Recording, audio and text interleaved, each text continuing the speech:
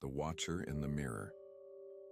Elara lived alone in a small cottage near the edge of the old Blackwood forest. The cottage was charming, but every room felt heavy with an unspoken silence. Her only modern possession was a large, ornate antique mirror that hung in her bedroom. She had inherited it from her grandmother. One rainy Tuesday night, Elara was preparing for bed. As she brushed her hair, she glanced at her reflection in the mirror. She saw herself pale under the lamplight, and behind her the familiar empty room. But then she noticed a detail that wasn't right. In the reflection, her bedroom window was open, letting in a swirl of mist. Elara distinctly remembered closing and locking the window hours ago because of the rain. She slowly turned her head to look at the real window. It was closed, locked. Dry shiver traced down her spine. She turned back to the mirror, but the reflection of the open window was gone. It showed the room as it truly was, closed and secure.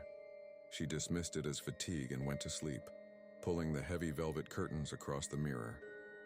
The next morning, Elara woke up feeling uneasy. She looked at the covered mirror.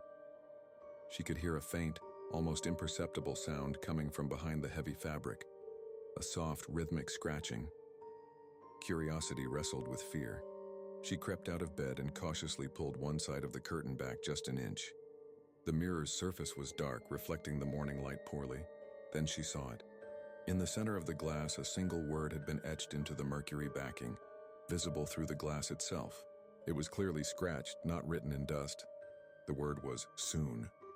Elara stumbled back, gasping. She stared at the scratch mark. How could something scratch the inside of the mirror? Suddenly, the reflection flickered. The image of the empty room was replaced by a quick, horrifying vision. A gaunt, impossibly tall figure standing where she stood, its face a blur of shadows, its mouth stretched into a silent, wide grin. It was looking through the glass at her, not at its own reflection. Elara screamed and ran out of the room, slamming the door shut. She stood trembling in the hallway, listening to the silence. Slowly, the silence was broken. A sound began to emanate from the locked bedroom. It wasn't scratching this time. It was a faint, low laughter, wet and suffocated, as if it was coming from something trapped deep inside the glass, finally finding its way out. She didn't wait. Elara ran out of the cottage and into the rainy forest, leaving the Watcher in the mirror behind, still laughing. The laughter followed her deep into the trees,